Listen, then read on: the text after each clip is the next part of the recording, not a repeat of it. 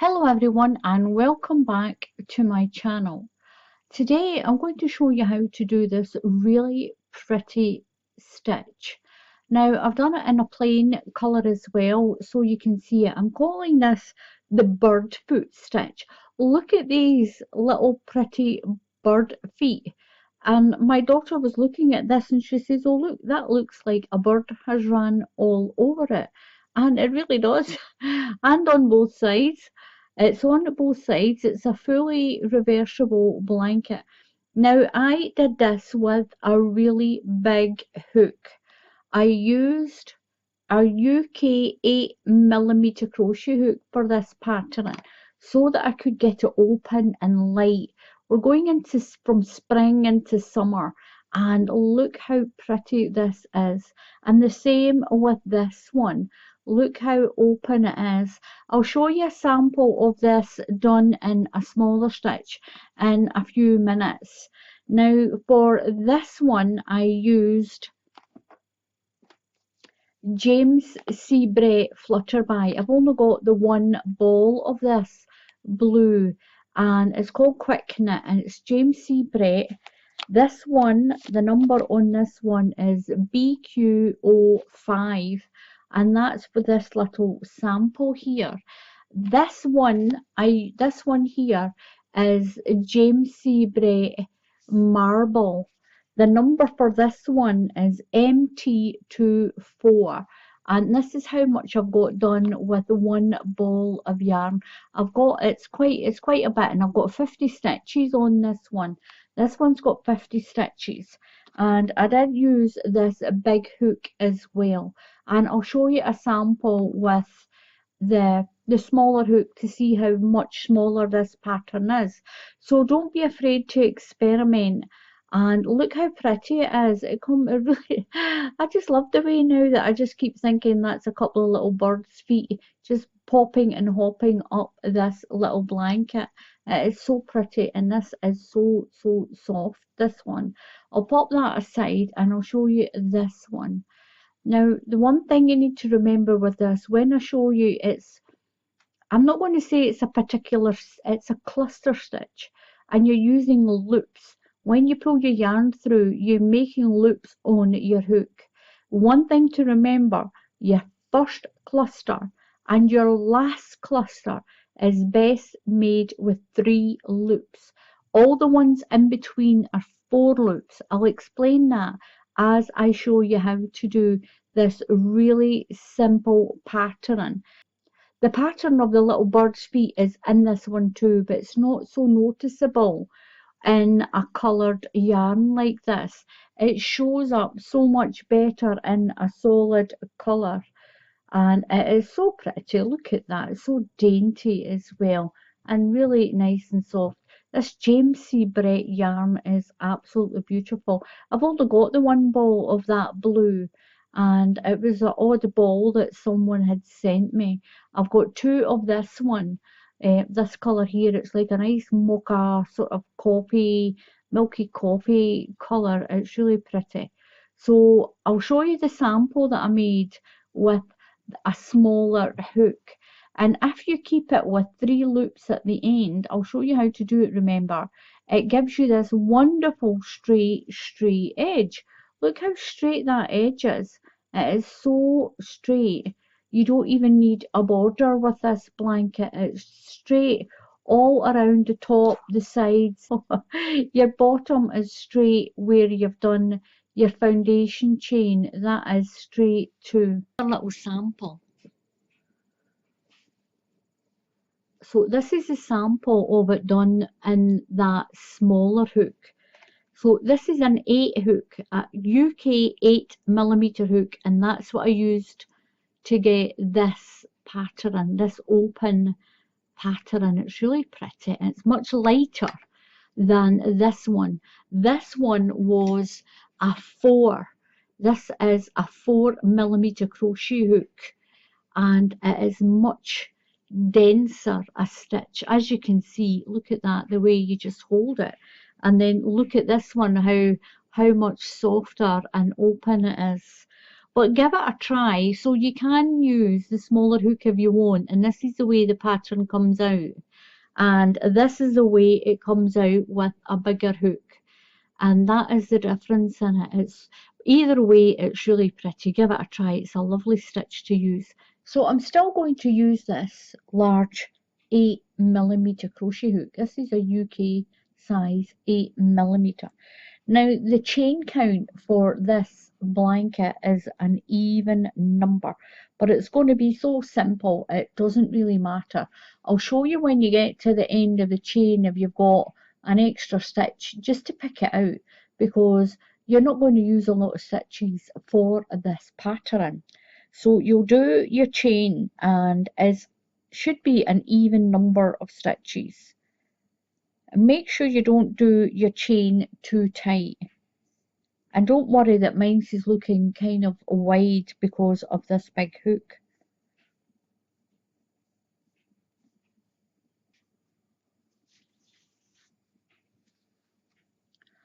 So what you're going to do is you're going to do one extra chain, and you're going to go into the second stitch in your chain. So we're going to work with loops. Now this pattern is you're going to have 3 loops at the beginning to make your cluster, and only 3 at the end to make your cluster. In between we're going to be using 4 loops. I'll show you what that is. So we've got 1 loop on our hook, and we're going into the second stitch in the chain. Put your hook through and just pull your yarn through. So now we've got 2 loops on our hook. Go to the next stitch and put your hook through and pull through. So you've got 3 loops. That's your first cluster at the beginning of your row. Put your yarn over and pull through those 3 clusters, and then chain 1. So we've chained 1. Now where that cluster is, now I know that stitch looks a little bit big, but don't worry about it. You're going back in to that stitch, that same stitch that your cluster's in. Go in there and pull through a loop. So now you've got 2 loops on your hook. Go into the next stitch, pull through a loop, so we've got 3, and go into the next, so you have 4.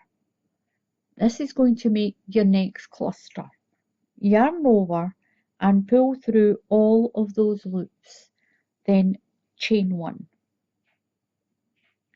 Now into that same stitch that cluster is in, go back into there. So we've got 1 loop on our hook, go in there and pull through. That makes your second stitch, or your second loop.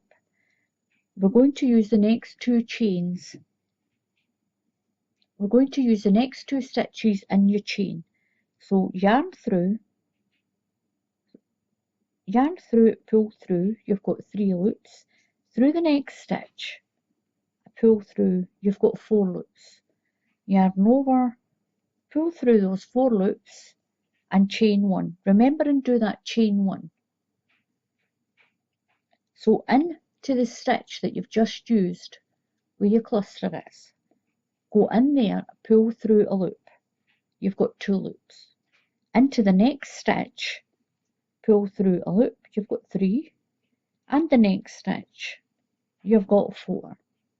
Yarn over and pull through, and then do 1 chain, and that locks them together. And you've got all these little clusters in your chain. So remember and go into that stitch again. Once you've done your chain, you're going into that stitch you've just used. So yarn through and pull it through. You've got 2 loops. Into the next stitch, that's 3 loops. Into the next one, and that's 4.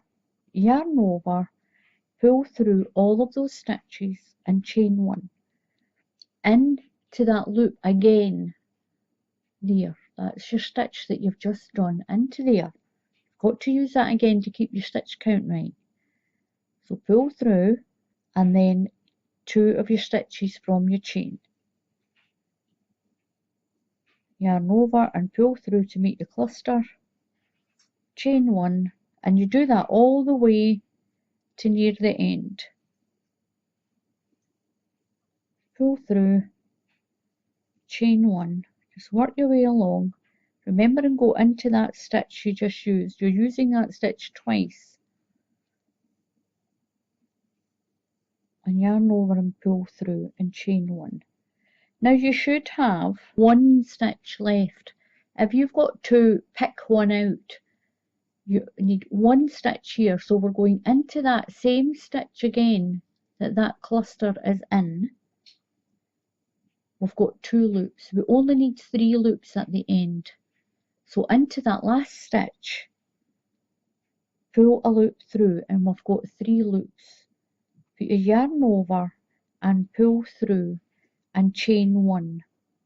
Now this keeps your edge nice and straight. I found that only doing 3 on the end and at the beginning keeps that edge nice and straight, and you don't need a border.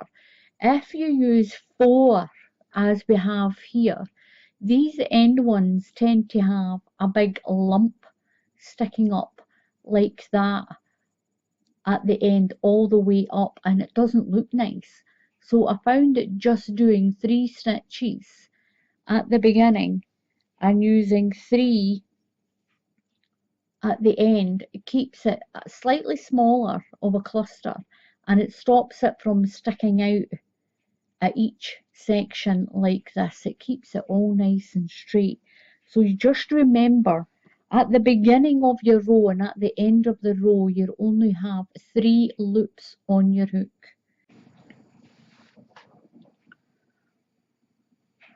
So we're going to go into that stitch again.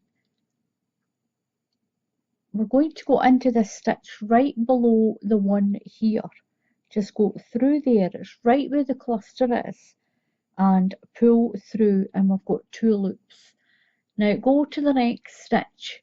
That's the one that looks like it's got that V and the space in there, that stitch there. Go in there and pull through. Now remember, we're at the beginning, so we've only got 3 stitches on 3 loops. So we're at the beginning and we've only got 3 loops. We're only doing 3 loops at the beginning and 3 loop clusters at the end. So chain 1. Now right down there where that stitch is coming in, that same space, pull through a loop.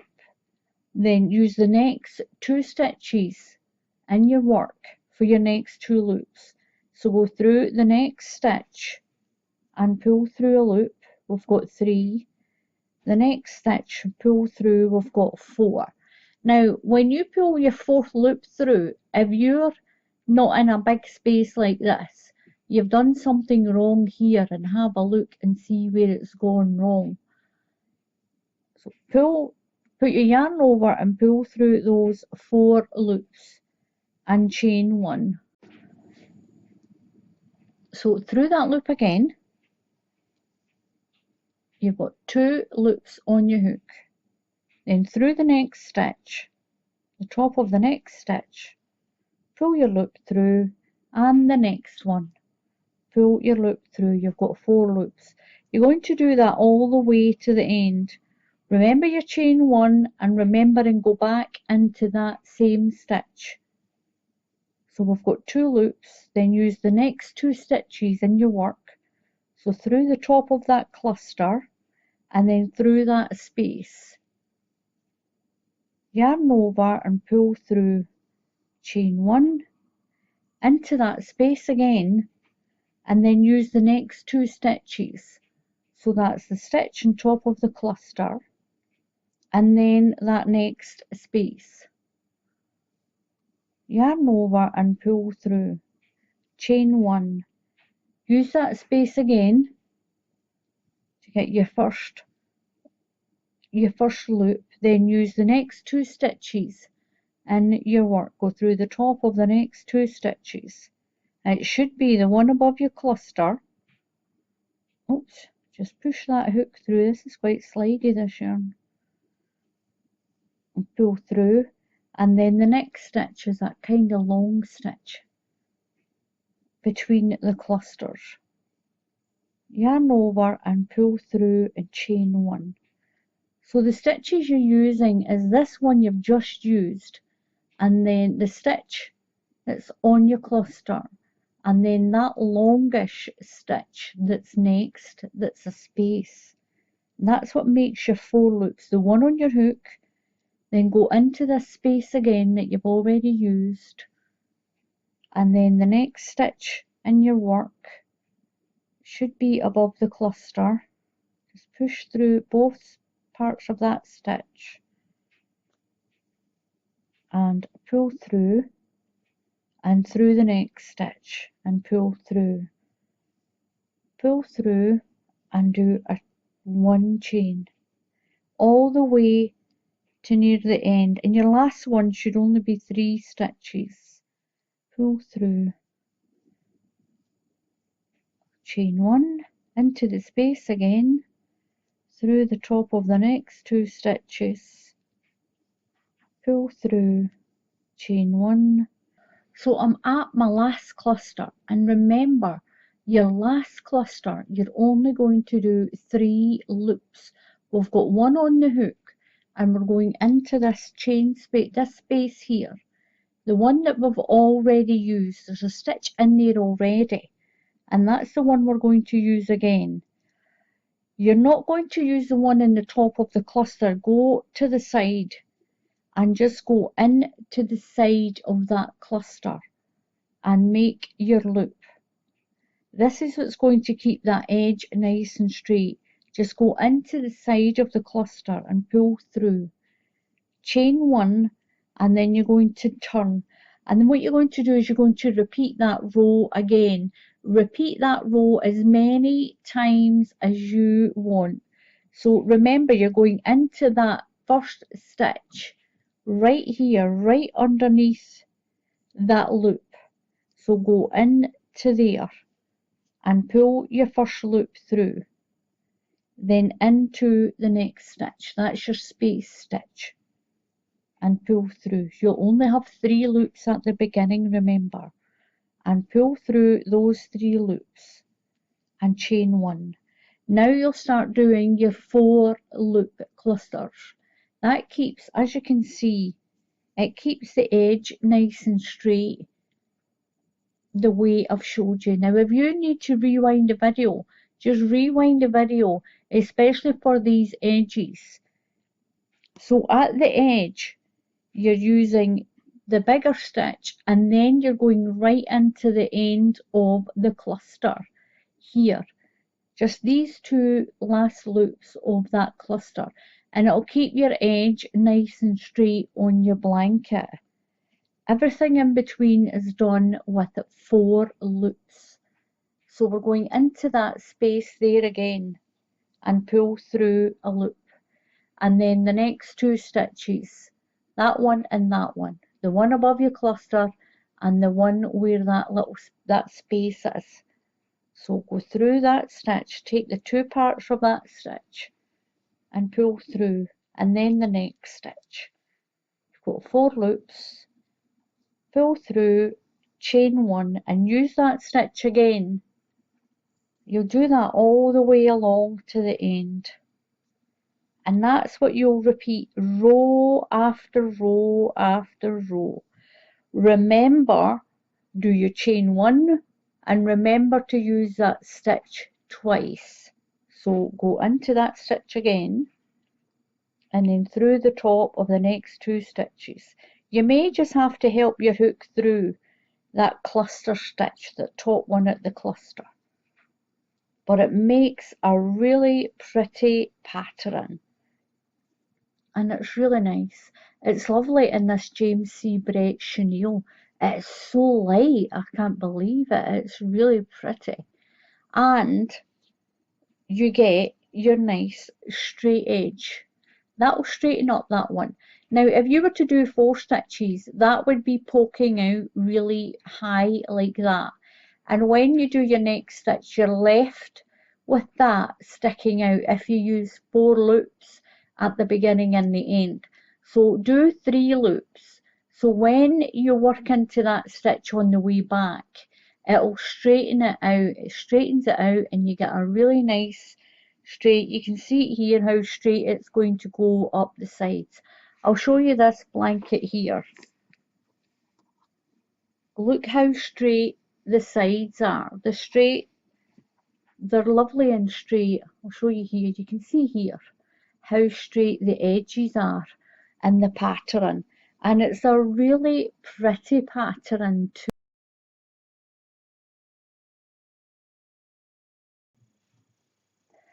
So I've done a few more rows on this sample and look how pretty it is. It really does come out like little bird feet on there. And give this a try. This is it done in a solid colour and this is it done with the same size of hook in this marble effect. It is really pretty. Look at this. Please subscribe to the channel. It just gives the channel moral support and it makes it look good. It makes it look good if you've got a lot of subscribers on your channel. So please take a few minutes and subscribe to the channel and let everyone see that it is a half decent channel. It's a good channel and I put a lot of work into it. I really do. I put a lot of work into doing this channel and it would be really brilliant if you took just a few minutes and clicked on the subscribe button. And like I've said, I do not make any money from anyone who subscribes to the channel.